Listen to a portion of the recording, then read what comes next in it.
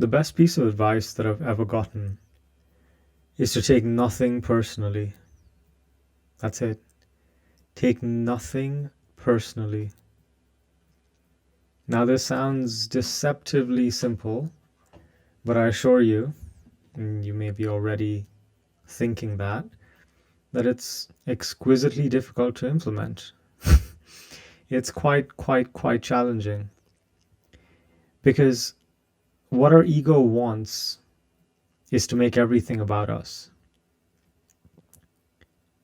What it wants to do is think that literally every single thing that happens in the universe is about us. So when someone cuts you off in traffic, that's because the other person's being a dick to you. When your partner seems withdrawn and unavailable, it feels like that's about us. When someone's in a bad mood and says something a little short, it feels like it's about us, and so on and so forth. Now that's our personal sense of self-importance coming into play. Now, on some level, it's useful to have this level of discernment. But for most of us, most of the time, we make a lot of things about us that aren't really about us. Now, I'm going to go so far as to say that it's probably true that nothing is really about us. Nothing that happens to you is personal. That's just a story of the ego. Now, when I'm aware and grounded, I know this. But when the ego comes up, I take things personally and I forget again. I fall into the illusion and I take offense and I get angry and I react. And when that happens, invariably I suffer. And if I'm really deep in the illusion, I make it the other person's fault that I'm suffering. You did this to me. You made me feel this way. You caused me to experience this.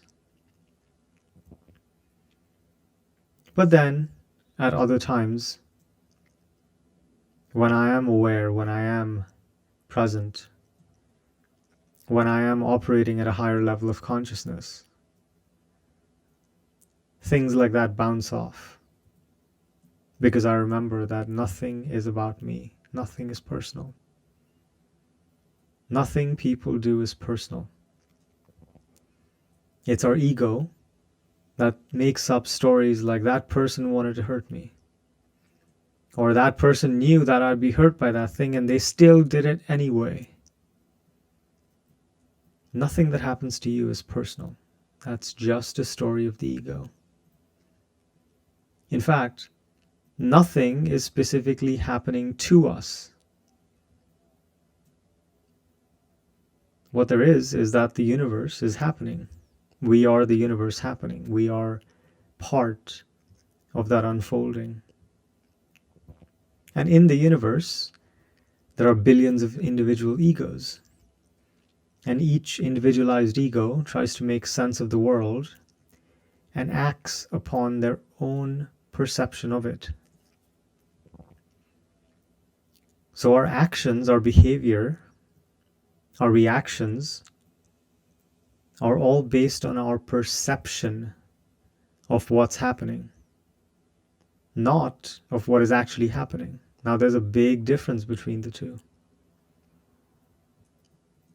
When we're lashing out in righteous anger, when we're suffering from our own ego's attempts to take things personally,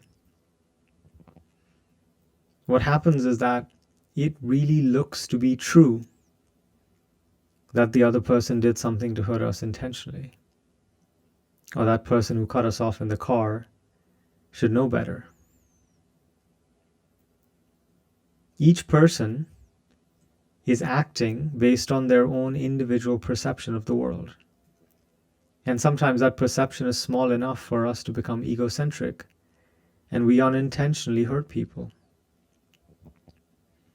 Even in cases of abuse, most of the time people don't consciously realize that they're causing the suffering of others with their abusive behaviors. Sometimes they do, but it's only when it's too late. Usually people are just living their lives, dealing with their problems, indulging in what those things are, and repressing the things that they can't really tolerate inside themselves and others. Look, we like to classify people as good or bad, right and wrong, evil and angelic. But in reality, every human being is doing the best that they can, given what appears real to them. Now, I've realized this after feeling extremely hurt by a lot of people in my life, my father being one of them. Now, he's passed away, but he didn't really have any idea about the amount of suffering he caused me with, his addiction to cigarettes, to alcohol, the physical abuse.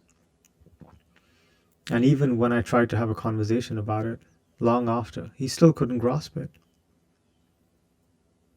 Eventually, I realized that nothing he ever did was personal.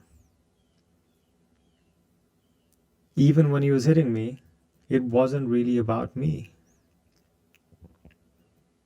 It was all about him and what was happening inside him. Now, what happens is we project our experience onto others, and we expect them to operate out of what looks real to us, but everyone's operating out of what looks real to them. And he thought he was helping me. He was doing his part to be a good dad. And to me, it felt like a lot of pain, suffering, and abuse. The truth is that all 7.5 billion of us, we live in 7.5 billion separate realities. 7.5 billion different perceptions of what makes sense.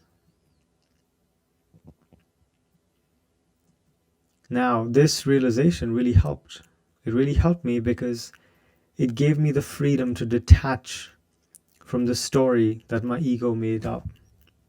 That he did what he did because he didn't love me, or he didn't love me enough to not do it, or he was hurting me, or he was trying to teach me a lesson. But the truth is, it had nothing to do with me. That's just the way he chose to live his life. And it wasn't because of me that he made the choice. Our power, our sovereignty, lies in seeing the stories created by our own ego and take a step back and really see what these stories are. They're just stories. And if you can learn and evolve from these stories,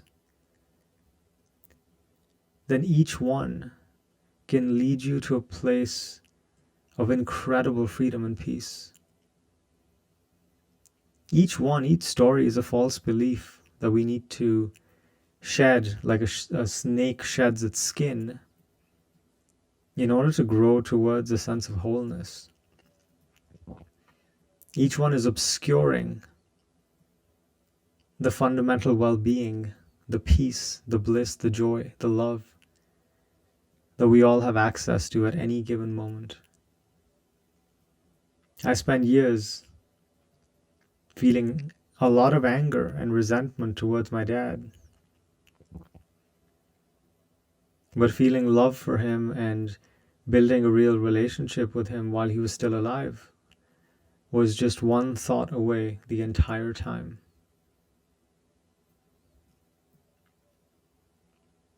We have immense power with our awareness. We can see, we can introspect, we can get curious, and we can take and examine each one of those stories and find the powerful insight that's hidden beneath. And when we find that, we quiet the ego and we become one with the whole of what's happening, the universe, an organism with its infinite connections and dynamics between them. Rather than separating us from what is happening, from other people, all we can see is a reflection of ourselves. If we want to see beyond that, we must be willing to destroy our idea of ourself that is individualized, that's contained in this body, in this mind, in this identity, in this gender, in this height and zip code, and all these characteristics we use to describe ourselves, to think of ourselves. That's all part of the illusion.